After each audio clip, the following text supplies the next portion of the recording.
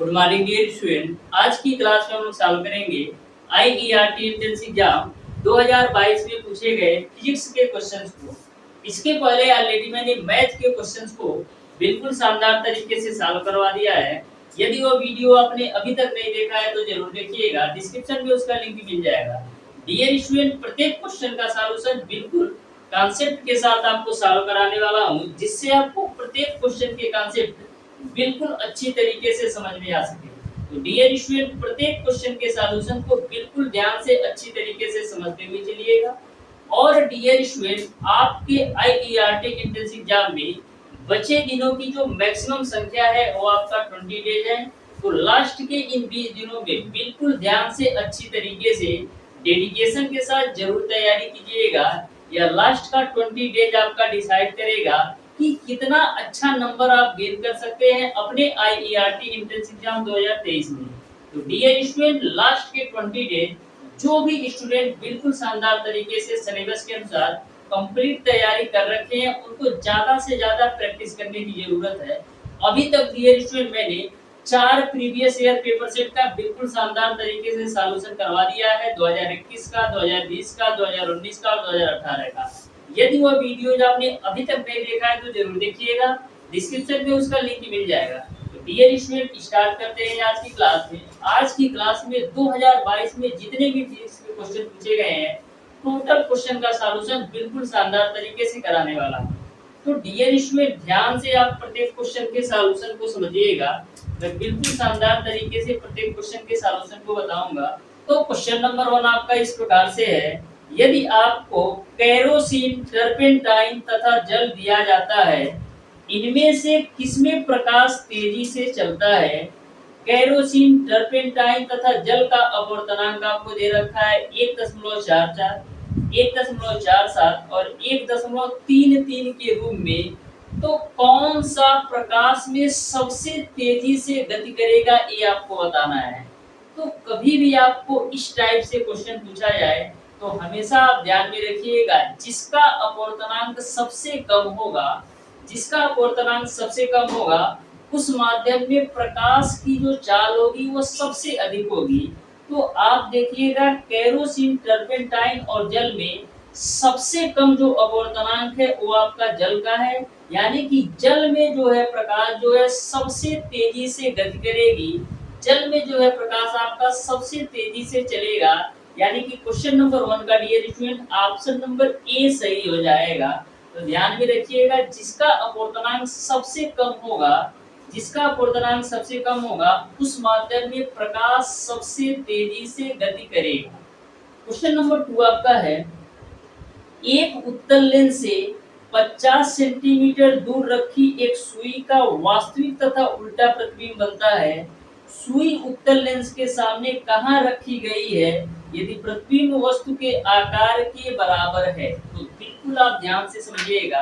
Question में ऐसा बोला गया है कि जो सुई का प्रतिबिंब है, आपका जो सुई का प्रतिबिंब है वास्तविक और उल्टा बनता है।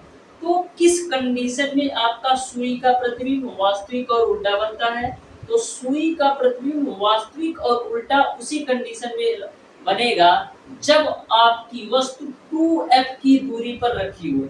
यानी कि सुई का प्रतिबिंब वास्तविक और उल्टा उसी कंडीशन में बनेगा जब आपकी सुई 2f की दूरी पर रखी गई हो। तो ध्यान से समझिएगा क्वेश्चन नंबर 2 को कैसे सॉल्व करना है। यहाँ पर डियर स्टूडेंट, आपको उत्तल लेंस से 50 सेमी दूरी पर एक सुई रखी गई है। यानी u की जो वैल्यू दे रखा है वो आपको दे रखा है 50 सेंटीमीटर। मैंने आपको बताया कि वास्तविक और उल्टा सुई का प्रतिबिंब तभी बनेगा जब आपकी सुई 2f की दूरी पर रखी गई हो। यानी कि u बराबर 2f बराबर जो आपको दूरी दे रखा है वो आपको दे रखा है 50 सेंटीमीटर। क्योंकि कंडीशन आपका वास्तविक और उल्टा का है, तो वास्तविक और उल्टा तभी प्रतिबिंब बनेगा जब आपकी सुई 2f की दूरी पर रखी गई हो। यानी कि u बराबर 2f बराबर आपका 50 सेंटीमीटर है। तो यहाँ से हम लिख सकते हैं 2f बराबर आपका हो जाएगा 50 सेंटीमीटर। तो f बराबर कितना आ जाएगा? f बराबर आपका आ जाएगा 25 सेंटीमीटर। लेकिन चारों ऑप्शंस आपके मीटर में है, तो 25 सेंटीमीटर को मीटर में चेंज करने के लिए क्या करेंगे? इसमें हम 100 से भाग देंगे तो आपको मिल जाएगा 0.25 मीटर। इस तरीके से जो क्वेश्चन नंबर 2 का सही आंसर होगा वो आपका 0.25 मीटर होगा प्लस का, यानी कि ऑप्शन नंबर सी बिल्कुल राइट आंसर होगा। उत्तल लेंस में हमेशा ध्यान में रखिएगा, चाहे फोकस दूरी हो चाहे क्षमता हो, ये सारी चीजें हमेशा पॉजिटिव होती हैं। यदि अवतल लेंस की बात किया जाए तो वहां पर आपकी फोकस दूरी और क्षमता दोनों निगेटिव होती है। तो इस तरीके से क्वेश्चन नंबर 2 का ऑप्शन नंबर सी सही हो जाएगा। अब ध्यान से समझिएगा डियर स्टूडेंट, क्वेश्चन नंबर 3, प्रत्येक क्वेश्चन के सॉल्यूशन को आप बिल्कुल ध्यान से समझते जाइए, किसी भी क्वेश्चन को मिस नहीं करना है। क्वेश्चन नंबर 3 आपका है, एक लंबाई यल और एक समान अनुप्रस्थ काट क्षेत्रफल ए वाले बेलनाकार चालक का प्रतिरोध आपका आर है। लंबाई 2l और प्रतिरोध आर वाले उसी पदार्थ का अनुप्रस्थ काट का क्षेत्रफल क्या होगा, ये आपको बताना है। तो बिल्कुल सिंपल सा आपका क्वेश्चन नंबर 3 है। आपको पता है आर बराबर क्या होता है, आर बराबर आपका होता है dear student rho l by a. तो मैं मान लेता हूं कि जब आपका लंबाई यल और प्रतिरोध आर था, उस कंडीशन में आपका जो क्षेत्रफल था वो आपको मैं मान लेता हूं A1 था। जब लंबाई यल और प्रतिरोध आर था तो उस कंडीशन में जो क्षेत्रफल था वो आपका A1 था। तो यहाँ पर आप A1 की वैल्यू निकालोगे तो मिल जाएगा आपको rho into l divided by r के रूप में। इसको आप मान लो समीकरण नंबर 1। फिर क्वेश्चन में ऐसा बोला जा रहा है, यदि लंबाई को 2l कर दिया जाए और प्रतिरोध को r ही रखा जाए तो क्षेत्रफल क्या होगा।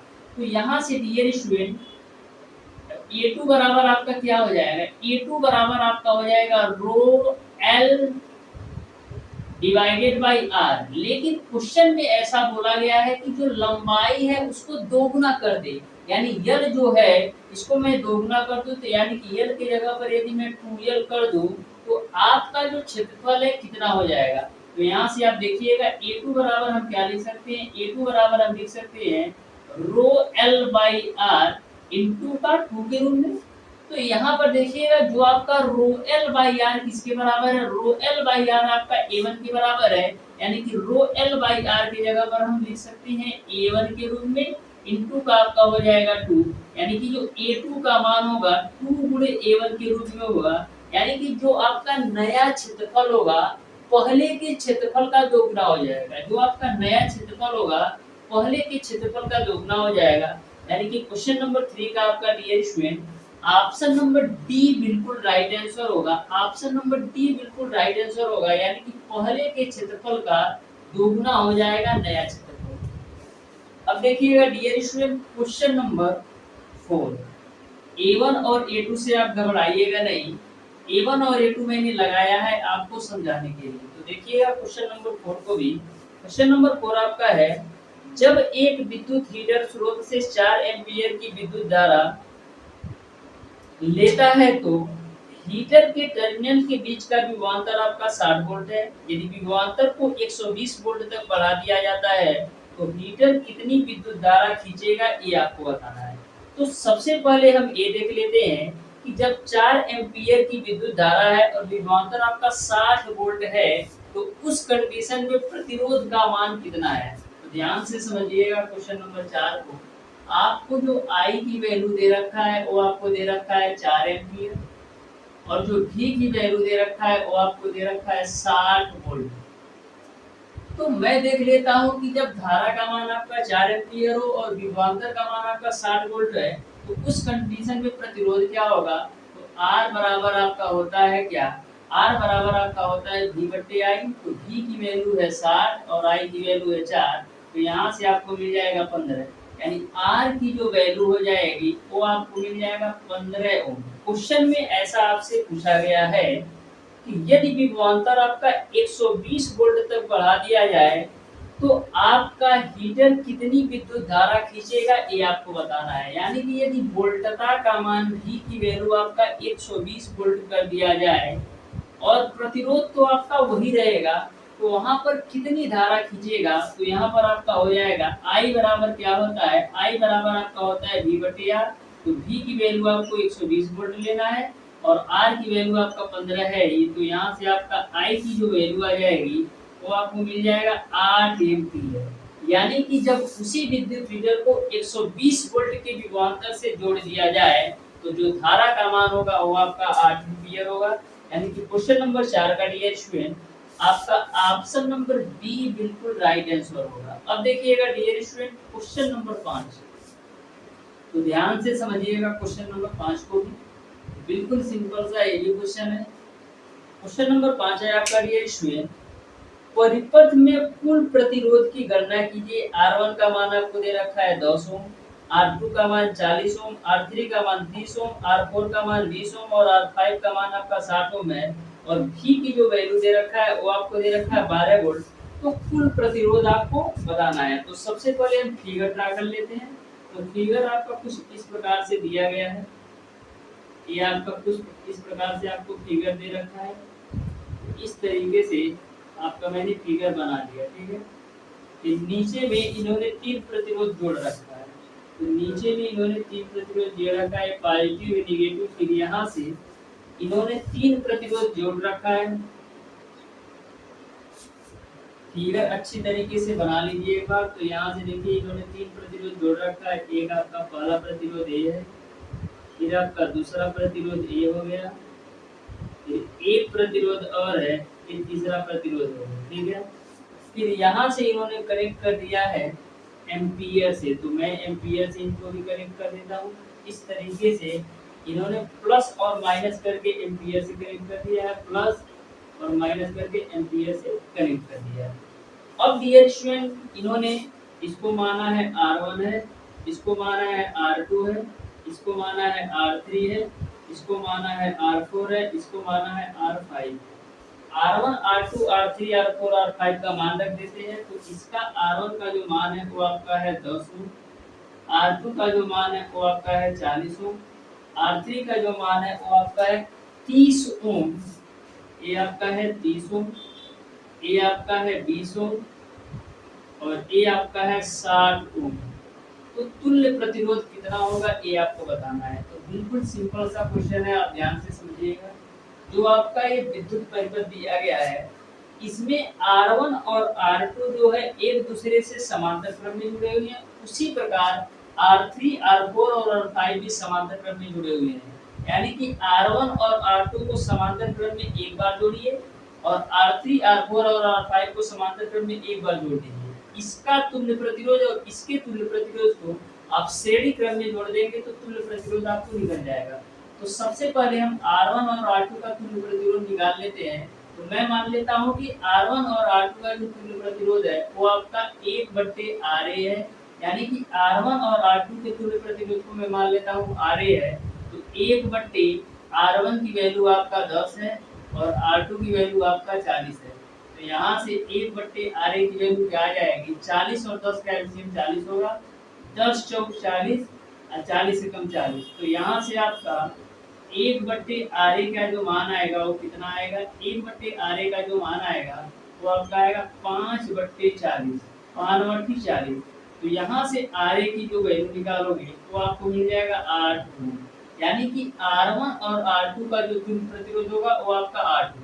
अब R3, R4 और R5 का तुल्य प्रतिरोध, तो R2, R3, R4 और R5 का तुल्य प्रतिरोध को मैं मान लेता हूँ 1/RB है। तो 1/R3 यानी कि 1/3 प्लस का 1/R4 यानी 1/20 प्लस का 1/R5 यानी कि 1/7। अब इसको सॉल्व कर लीजिए तो 30, 20 और 60 का एलसीएम 60 होगा। 30 दूना 60, 20 तिया 60 और 60 एकम 60। ये आपका 1/RB की वैल्यू हो जाएगी। तो यहाँ से देखिएगा 1/RB की जो वैल्यू हो जाएगी 3 2 5 और 1 6/60, 6 दहियम 60 हो जाएगा। यहाँ से आप RB की वैल्यू निकालोगे तो कितना मिल जाएगा, यहाँ से RB की वैल्यू निकालोगे तो आपको 10 मिल जाएगा। इस तरीके से आपने देखा R1 और R2 का तुल्य प्रतिरोध 8 ओम है और R3, R4 और R5 का तुल्य प्रतिरोध आपका 10 ओम है। अब 8 ओम और 10 ओम के प्रतिरोध को श्रेणी क्रम में जोड़ दो। तो 8 ओम और 10 ओम कितने ओम के बराबर होगा, 18 ओम के बराबर। यानी कि जो तुल्य प्रतिरोध होगा वो आपका 18 ओम होगा। यानी कि क्वेश्चन नंबर 5 का डियर स्टूडेंट आपका ऑप्शन नंबर सी बिल्कुल राइट आंसर होगा। ऑप्शन नंबर सी बिल्कुल राइट आंसर होगा। 100% आपको समझ में आया होगा। अब देखिएगा डियर स्टूडेंट क्वेश्चन नंबर 6, तो ध्यान से समझिएगा क्वेश्चन नंबर 6 को भी। क्वेश्चन नंबर 6 आपका डियर स्टूडेंट, एक विद्यार्थी जीवाश्म ईंधन से ऊर्जा निष्कासित करना चाहता है। जीवाश्म ईंधन से ऊर्जा निष्कासित करने में कौन सी प्रक्रिया उसकी सहायता करेगी? तो जीवाश्म ईंधन से, तो डियर स्टूडेंट आपको बताना है कि जीवाश्म ईंधन से ऊर्जा निष्कासित करने के लिए कौन सी प्रक्रिया आपके लिए लाभदायक है। तो जीवाश्म ईंधन से ऊर्जा निष्कासित करने के लिए आपको संपीड़न क्रिया आपको सहायता करेगा, यानी कि क्वेश्चन नंबर 6 का ऑप्शन नंबर सी सही होगा है। क्वेश्चन नंबर 7 है आपका, प्रतिरोध 2 ओम, 3 ओम और 6 ओम, तीन प्रतिरोधक 4 ओम के कुल प्रतिरोध देने के लिए कैसे जोड़े जाएंगे। यानी आपको बताना है कि 2 ओम का प्रतिरोध है और 3 ओम का प्रतिरोध है और 6 ओम का प्रतिरोध है। इन तीनों प्रतिरोधों को हम किस तरीके से जोड़ें कि तुल्य प्रतिरोध या कुल प्रतिरोध आपका 4 ओम हो जाए। तो ध्यान से देखिएगा तीनों चारों ऑप्शंस को। तो आप ऑप्शन नंबर सी को आप बिल्कुल ध्यान से देखिएगा। तो इन्होंने 3 ओम और 6 ओम प्रतिरोध को आपको समांतर क्रम में जोड़ा है। तो जब 3 ओम और 6 ओम के प्रतिरोध को आप समांतर क्रम में जोड़ोगे तो वहां से आपको तुल्य प्रतिरोध 2 ओम मिलेगा। तो 2 ओम आपका यहाँ से तुल्य प्रतिरोध मिल गया और 2 ओम आपका एक श्रेणी क्रम में है। तो 2 ओम और 2 ओम आपका 4 ओम हो जाएगा। तो ध्यान से देखिएगा क्वेश्चन नंबर 7 को मैं आपको एक्सप्लेन कर देता हूँ कि ऑप्शन नंबर सी आपका बिल्कुल राइट आंसर होगा कि 2 ओम और 3 ओम और 6 ओम को आप इस तरीके से जोड़ोगे तो आपका जो कुल प्रतिरोध होगा वो आपका 4 ओम के बराबर होगा। तो फिगर आपका कुछ इस प्रकार से दे रखा है। तो देखो ध्यान से, फिगर आपको दे रखा है, यहाँ पर आपका पॉजिटिव निगेटिव बना दिया, तो पॉजिटिव निगेटिव मैंने बना दिया। फिर इन्होंने जोड़ रखा है प्रतिरोध से, तो इस तरीके से मैंने एक प्रतिरोध लगा दिया, ठीक है। फिर यहाँ से डियर स्टूडेंट इन्होंने एक प्रतिरोध यहाँ से और जोड़ रखा है, ठीक है, जोड़ देते हैं, कोई दिक्कत नहीं है, ठीक है। फिर उसके बाद से इन्होंने इसको जो प्रतिरोध को 2 ओम के प्रतिरोध से जोड़ दिया है। फिर यहाँ से इन्होंने कनेक्ट कर दिया है, डायरेक्ट यहाँ से इन्होंने इससे कनेक्ट कर दिया है, ठीक है। तो आपको बताना है कि तुल्य प्रतिरोध आपको 4 ओम चाहिए। तो ध्यान से समझिएगा, ये आपका 3 ओम का है और ये आपका 6 ओम का है। ये आपका पॉजिटिव होगा और ये आपका निगेटिव होगा। ये आपका पॉजिटिव होगा, ऊपर वाला पॉजिटिव है भाई, तो ये ऊपर वाला पॉजिटिव बना लेते हैं और नीचे वाला आपका निगेटिव है तो निगेटिव बना लेते हैं, ठीक। अब देखो ध्यान से कि कैसे आपका 2 ओम और 3 ओम और 6 ओम का तुल्य प्रतिरोध आपका 4 ओम होगा। तो यह दोनों जो प्रतिरोध है एक दूसरे से समांतर क्रम में है, तो एक दूसरे से समांतर क्रम में जोड़ दो, तो यानी 1/3 प्लस का 1/6, इसको आप हल करोगे तो कितना मिलेगा, एलसीएम आएगा 6, 3 दूना 6 और 6 एकम 6, यानी यहाँ से आप 3 ओम और 6 ओम के तुल्य प्रतिरोध जोड़ोगे तो 3/6 होगा, यानी कि 3 दूना 6, यानी यहाँ से आपको 2 ओम का तुल्य प्रतिरोध मिल जाएगा जब 3 ओम और 6 ओम को समांतर क्रम में जोड़ोगे।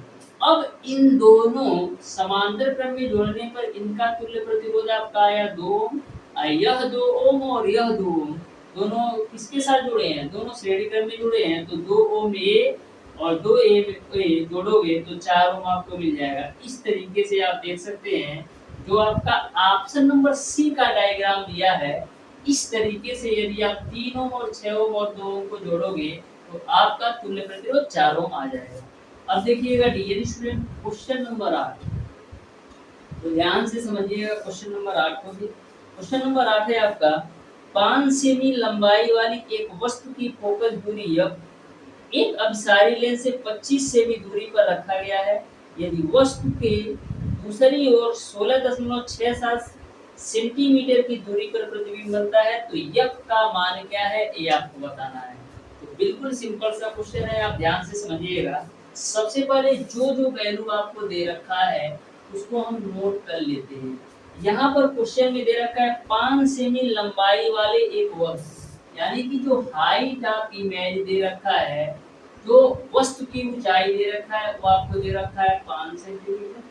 फिर आगे क्वेश्चन में ऐसा बोला गया है 25 सेमी दूरी पर रखा गया है, यानी कि जो आपका 25 सेमी दूरी पर रखा गया है, यानी कि आपका क्या दे रखा है, जो v की वैल्यू, जो u की वैल्यू दे रखा है वो आपको दे रखा है 25 सेंटीमीटर। फिर आगे क्वेश्चन में ऐसा बोला जा रहा है कि दूसरी ओर 16.67 सेंटीमीटर की दूरी पर प्रतिबिंब बनता है, यानी कि जो प्रतिबिंब बनता है 16.67 सेंटीमीटर की दूरी पर, यानी कि जो v की वैल्यू है वो आपका 16.67 सेंटीमीटर की दूरी है। जो v की वैल्यू होती है डियर स्टूडेंट वो आपका प्रतिबिंब की दूरी होती है, जो u की होती है वो आपका वस्तु की दूरी होती है। अब आपको पता है 1/f बराबर क्या होता है, 1/v माइनस का 1/u होता है। तो 1/f बराबर 1/v की वैल्यू रख दो 16.67, अब बीच में माइनस, और 1/u की वैल्यू आपका है माइनस का 25। इसी को हल कर लो तो यहाँ से 1/f बराबर क्या आ जाएगा, 16.67 गुणे का आपका हो जाएगा। इसको एक स्टेप में सॉल्व कर लेते हैं। देखो a माइनस और a माइनस आपका प्लस में हो जाएगा, यानी पूरा इसको हम प्लस में कर देते हैं तो आपका सिंपल हो जाएगा। तो 16.67 गुणे आपका हो जाएगा 25, तो यहाँ पर आपका आ जाएगा 25 प्लस का 16.67।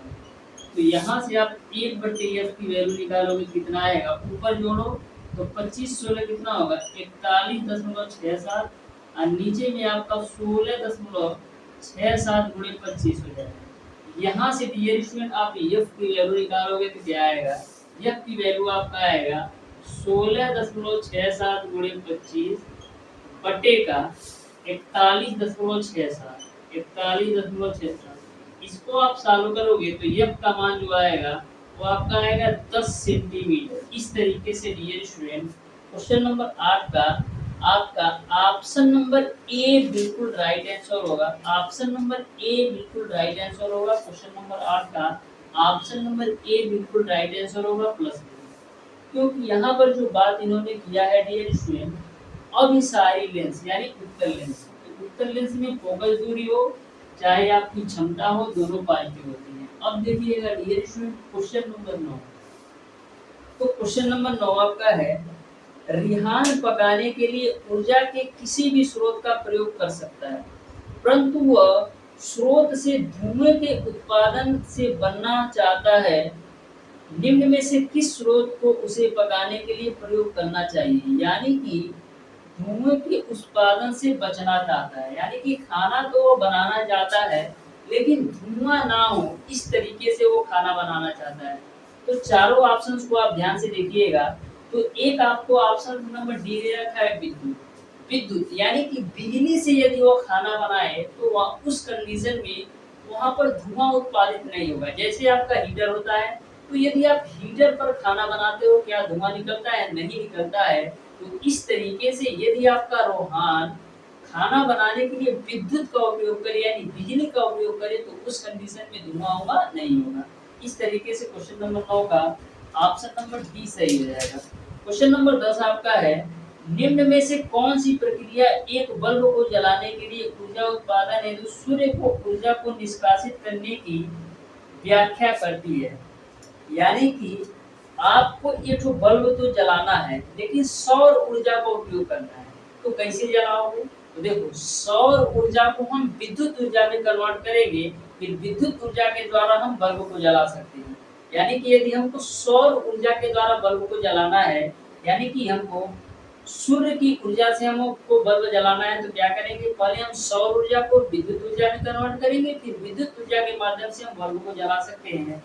यानी कि क्वेश्चन नंबर 10 का आपका ऑप्शन नंबर बी सही हो जाएगा। क्वेश्चन नंबर 11 आपका है तांबे के तार के एक आयताकार कुंडली एक चुंबकीय क्षेत्र में घुमाई जाती है, प्रेरित विद्युत वाहक बल की दिशा प्रत्येक में परिवर्तित होती है। तो ध्यान से समझिएगा, जो आपकी कुंडली है डियर स्टूडेंट वो आपका आयताकार मॉडल है। तो इस तरीके से मान लीजिए आपकी एक कुंडली है, ठीक है, इस तरीके से आपकी कुंडली है, इसको ये घुमा रहे हैं, तो इसकी दिशा में परिवर्तन कब होगा, तो इसकी दिशा में परिवर्तन तब होगा जब यह कुंडली जो है, जो आयताकार कुंडली है, आधा भाग घूम जाएगी। यानी क्वेश्चन नंबर 11 का आपका ऑप्शन नंबर डी सही हो जाएगा, यानी कि आधा घूर्णन के उपरांत इसकी दिशा में परिवर्तन होगा। क्वेश्चन नंबर 12 आपका है, पदार्थ प्रतिरोधकता रो और लंबाई एल वाले एक तार को दो समान भागों में काटा जाता है, दोनों भागों की प्रतिरोधकता है। तो हमेशा ध्यान में रखिएगा, यदि एक ही पदार्थ से कोई भी आपका पार्ट बना हुआ है तो उसकी जो प्रतिरोधकता है हमेशा समान रहती है, चाहे आपका 1 किलो का हो चाहे 5 किलो का हो। जैसे आपका एक बुक है डियर स्टूडेंट, इस बुक के एक पेज की भी उतनी प्रतिरोधकता होगी जितना इस बुक का, यानी कि यदि एक ही पदार्थ से आपका चाहे कितना भी छोटा वस्तु बना हो चाहे कितना भी बड़ा वस्तु बना हो, यदि एक ही पदार्थ का बना हो तो प्रतिरोधकता समान होगी। जैसे मैंने बताया इस बुक की जितनी प्रतिरोधकता होगी उतना ही इस बुक के एक पेज की प्रतिरोधकता होगी, क्योंकि जो बुक तैयार किया गया है एक ही मटेरियल से बुक भी तैयार किया है और आपका पेज भी। इस तरीके से प्रतिरोधकता समान होगा, यानी कि क्वेश्चन नंबर 13 का dear student, sorry question number 12 का ऑप्शन नंबर डी सही हो जाएगा। क्वेश्चन नंबर 13 आपका है, एक वस्तु एक समतल दर्पण के सामने 0.25 मीटर की दूरी पर रखी है, वस्तु और प्रतिबिंब के बीच की दूरी होगी। वस्तु और प्रतिबिंब के बीच की दूरी क्या होगी? जो वस्तु एवं प्रतिबिंब के बीच की दूरी होती है डियर स्टूडेंट, वो आपका समतल दर्पण के सामने की जो दूरी होती है उसके दोगुनी के बराबर होती है। वस्तु और प्रतिबिंब के जो बीच की दूरी होगी डियर स्टूडेंट, वो आपका समतल दर्पण की जो सामने वस्तु जितनी दूरी पर रखी है उसके दोगुने के बराबर होगी, यानी कि 0.25 का आप दोगुना करोगे तो 0.5 आएगा, यानी कि क्वेश्चन नंबर 13 का ऑप्शन नंबर डी सही हो जाएगा। क्वेश्चन नंबर 14 आपका है, दर्पण से वस्तु की दूरी ध्रुव और फोकस बिंदु F के बीच की दूरी से कम होगी तो उत्तल दर्पण द्वारा बने प्रतिबिंब की प्रकृति क्या होगी, ये आपको बताना है। तो बिल्कुल सिंपल सा क्वेश्चन है, आप ध्यान से इस क्वेश्चन को पढ़िए। देखिए क्वेश्चन में ऐसा बोला गया है कि दर्पण से वस्तु की दूरी ध्रुव और फोकस बिंदु F के बीच की दूरी से कम होगी, तो उत्तल दर्पण द्वारा बने प्रतिबिंब की प्रकृति क्या होगी। तो ऐसे कंडीशन में जो प्रतिबिंब की प्रकृति होती है वो आपका आभासी, सीधा और आकार में छोटा होता है, यानी कि क्वेश्चन नंबर 14 का ऑप्शन नंबर सी सही हो जाएगा। क्वेश्चन नंबर 15 आपका है, जल का अपवर्तनांक 1.33 है, जल में प्रकाश की गति क्या है, ये आपको बताना है कि जल में प्रकाश की गति क्या है। तो ध्यान से समझिएगा क्वेश्चन नंबर 15 को। तो आपको पता है डियर स्टूडेंट, अपवर्तनांक बराबर क्या होता है? अपवर्तनांक बराबर होता है निर्वात में प्रकाश की चाल बटे जल में प्रकाश की चाल। अपवर्तनांक बराबर आपका होता है, अपवर्तनांक बराबर आपका होता है, अपवर्तनांक बराबर आपका होता है निर्वात में प्रकाश की चाल, निर्वात में प्रकाश की चाल, निर्वात में प्रकाश की चाल, प्रकाश की चाल बटे आपका होता है जल में प्रकाश की चाल, जल में प्रकाश की चाल, प्रकाश की चाल, ये आपका अपवर्तनांक का फार्मूला है। अपवर्तनांक बराबर होता है निर्वात में प्रकाश की चाल बटे जल में प्रकाश की चाल। तो जो आपका अपवर्तनांक दे रखा है 1.33 दे रखा है, और निर्वात में प्रकाश की जो चाल दे रखा है वो आपको दे रखा है डियर स्टूडेंट, निर्वात में प्रकाश की जो चाल दे रखा है वो आपको दे रखा है 3×10⁸, 3×10⁸। आपको जल में प्रकाश की चाल क्या है ये आपको बताना है। तो मैं मान लेता हूँ जल में प्रकाश की चाल x है, तो यहाँ से x की वैल्यू निकालोगे तो 3×10⁸ डिवाइडेड बाई 1.33 हो जाएगा। तो यहाँ से x का मान आप निकाल लीजिए, तो यहाँ से आप x का मान निकालोगे तो आपका कितना आएगा, तो 3 में आप 1.33 से भाग दोगे तो कितना मिलेगा आपको, 1.33 से 3 में भाग दो तो मिलेगा आपको 2 फिर आपका 66 बचेगा, फिर कितना बचेगा आपका 34, यानी कि 3।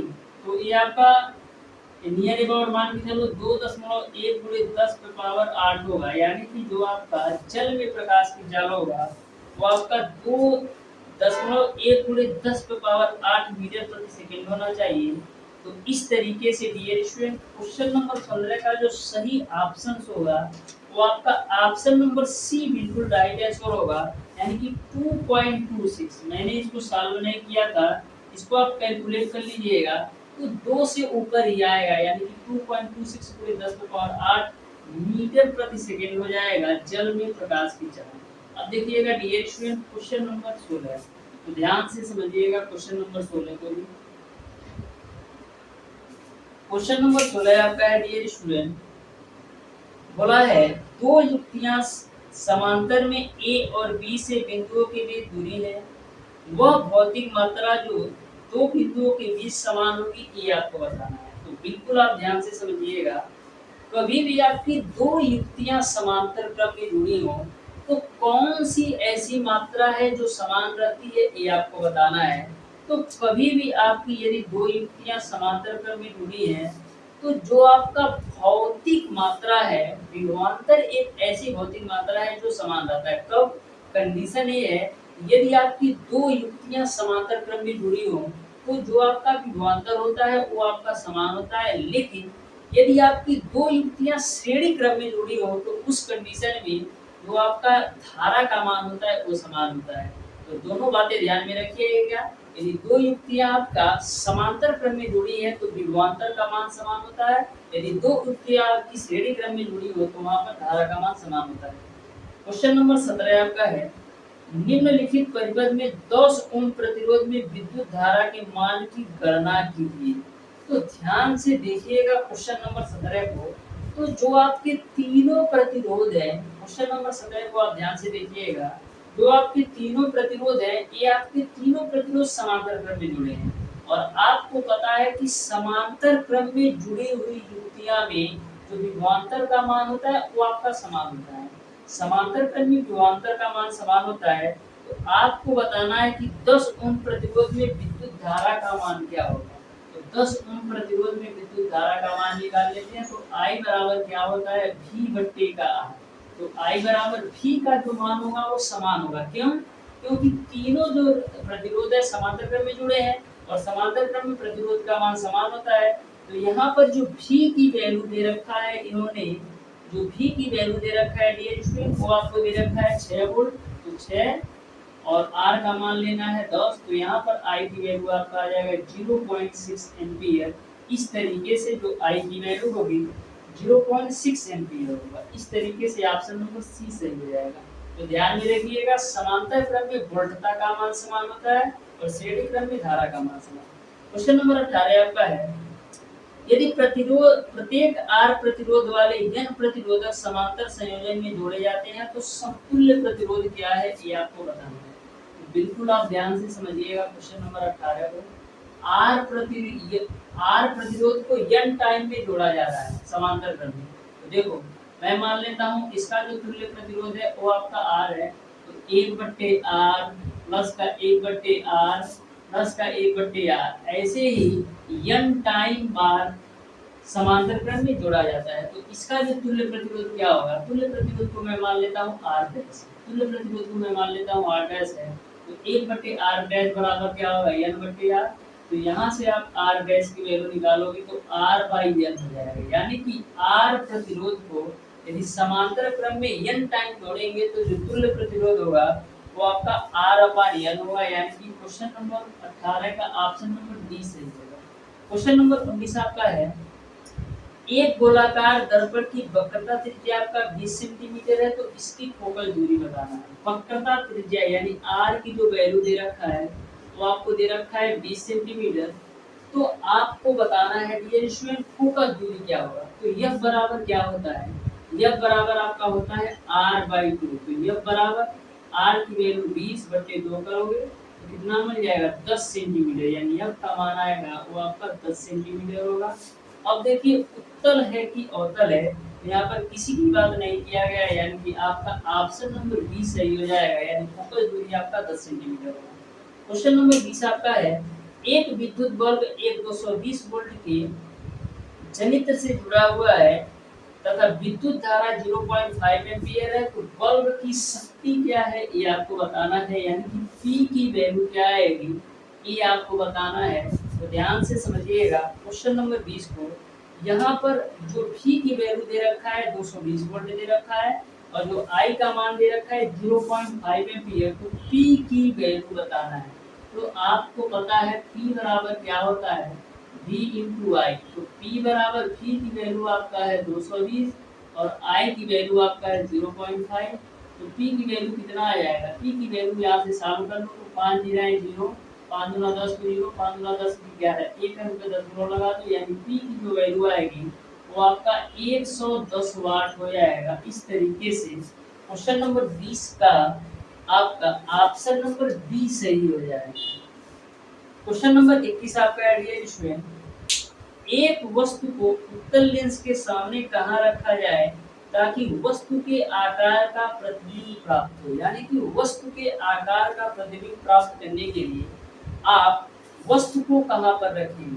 जैसा कि मैंने आपको क्वेश्चन नंबर 2 में ही बता रखा है, यदि आपकी वस्तु का आकार वास्तविक और उल्टा और वस्तु के आकार का बनता है तो ऐसे कंडीशन में जो वस्तु को रखा जाता है वो आपका कहाँ पर रखा जाता है ये मैंने ऑलरेडी बता रखा है। तो क्वेश्चन नंबर 21 को आप ध्यान से पढ़िए और बताइए कौन सा ऑप्शन सही होगा। तो मैंने आपको बताया कि यदि आपके वस्तु का प्रतिबिंब वास्तविक और उल्टा बनता है और वस्तु के आकार का बनता है तो इसका मतलब ये है कि जो आपकी वस्तु है वो आपका 2f दूरी पर रखी है, यानी कि दोगुने फोकस दूरी पर रखी है। यानी क्वेश्चन नंबर 21 का ऑप्शन नंबर बी सही हो जाएगा। क्वेश्चन नंबर 22 आपका है, एक 10 वाट की बैटरी 20,000 कूलाम का आवेश व 20 ओम के प्रतिरोध से वहन करती है तो 10 सेकंड में किया गया कार्य क्या है ये आपको बताना है। 10 सेकंड में किया गया कार्य है क्या है ये आपको बताना है। तो किया गया कार्य W बराबर क्या होता है? W बराबर आपका होता है Q। W बराबर आपका होता है VQ। तो V की वैल्यू इन्होंने दे रखा है डियर स्टूडेंट, V की वैल्यू इन्होंने दे रखा है डियर स्टूडेंट, W बराबर आपका होता है VQ। तो V की वैल्यू इन्होंने दे रखा है आपका 10 वाट गुणे Q की वैल्यू इन्होंने दे रखा है 20,000। तो इसको आप सॉल्व कीजिएगा तो क्या मिल जाएगा आपको? मिल जाएगा 2 गुणे 10 पे पावर 5 जूल, यानी कि जो किया गया कार्य होगा वो आपका 2 गुणे 10 पे पावर 5 जूल के बराबर होगा। यानी क्वेश्चन नंबर 22 का ऑप्शन नंबर सी सही हो जाएगा। ऑप्शन नंबर सी बिल्कुल राइट आंसर होगा। अब देखिएगा डियर स्टूडेंट क्वेश्चन नंबर 23 बोला है, यदि 220 वोल्ट को परिचालित करने वाले 20 वाट और 60 वाट के तत्वों के प्रतिरोध क्रमशः R1 और R2 है तो कौन सा संबंध R1 और R2 में सही होगा ये आपको बताना है। तो बिल्कुल आप ध्यान से समझिएगा क्वेश्चन नंबर 23 को। जो V की वैल्यू दे रखा है वो आपको दे रखा है 220 वोल्ट। जो V की वैल्यू दे रखा है वो आपको दे रखा है 220 वोल्ट। उसके बाद से क्वेश्चन में इन्होंने आगे दे रखा है P1 का मान आपका 40 वाट है और P2 का मान आपका 60 वाट है। P1 का मान आपका है 40 वाट और P2 का जो मान है वो आपको दे रखा है 60 वाट।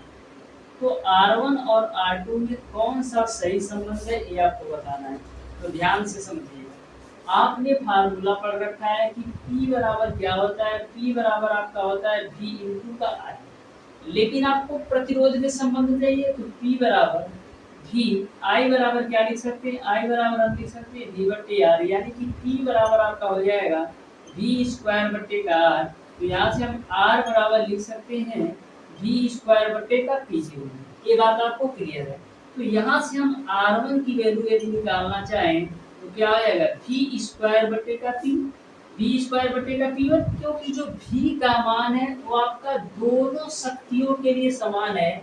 यानी कि जो V का मान है P1 और P2 के लिए समान है तो R1 का जो मान होगा वो Vn स्क्वायर बटे का P1 होगा। तो यहाँ से आप R1 का मान निकालोगे तो क्या आएगा V का स्क्वायर, यानी कि 220 का स्क्वायर पर क्या लिखेंगे 220 गुणे 220 बट्टे का P1। तो P1 की वैल्यू आपका है 40, तो 40 दे दिए, 0 से 0, 4 से काटो तो 4 पच्चे 20, 4 पच्चे 20, यानी R1 की जो वैल्यू आ जाएगी वो आपका 55 गुणे 22 कर लो तो 22 पच्चे 110, अब 22 पच्चे 110 अभी 11 जोड़ो कितना होगा, 110 में 11 जोड़ोगे तो आपका हो जाएगा 121, यानी कि R1 की जो वैल्यू आ गई वो आपका 1200। अब उसी प्रकार से आप R2 की वैल्यू निकालो, तो R2 की वैल्यू क्या होगा, v स्क्वायर बटे का P2। v का मान दोनों शक्तियों के लिए समान है, यानी P1 और P2 के मान के लिए v का मान समान है, तो यहाँ से आपका R2 की वैल्यू तो v का स्क्वायर यानी 220 गुणे आपका 220 हो जाएगा, बटे का P2 की जो वैल्यू है वो आपका 60 है, तो 0 से 0 कैंसिल, यहाँ से आप 2 से काट दो तो 2 3 6, फिर 2 11 22, तो यहाँ से देखो क्या आएगा, 11 का गुणा 220 में करो तो 11 0 0, 11 दूना 22 को 2, 11 दूना 22 और 2 24, बटे का आपका हो जाएगा 3 से काट दो तो यहाँ से क्या आएगा, 3 से काटेंगे तो यहाँ से आपका आएगा 3 और 24, फिर 0, फिर 3 6 18, फिर उसके बाद से 2 0, फिर 3 6 18, यानी R2 का जो मान आएगा वो आपका 806.6 और R1 का मान जो है वो आपका 1210 है। तो R1 और R2 में कौन बड़ा है, तो R1 और R2 में आप देख सकते हैं R1 बड़ा है, क्योंकि R1 का मान 1210 है और R2 का मान आपका 806.6 है, यानी कि R1 की जो वैल्यू है वो ज्यादा है R2 से। इस तरीके से क्वेश्चन नंबर 23 का आपका ऑप्शन नंबर बी बिल्कुल राइट आंसर होगा, यानी कि R1 का मान जो है वो हमेशा और हमेशा R2 से अधिक ही होगा। इस तरीके से क्वेश्चन नंबर 23 का आपका ऑप्शन नंबर डी सही होगा, R1 का मान जो है वो R2 से बड़ा है, ऑप्शन नंबर डी सही होगा। क्वेश्चन नंबर 24 आपका है, प्रत्येक 1/5 ओम वाले 5 प्रतिरोधकों का प्रयोग करके बनाए जाने वाले प्रतिरोधक का अधिकतम प्रतिरोध क्या है, ये आपको बताना है। यानी कि 1/5 ओम के 5 प्रतिरोध को समांतर क्रम में जोड़ा जाता है, तो इनका अधिकतम प्रतिरोध क्या होगा, ये आपको बताना है।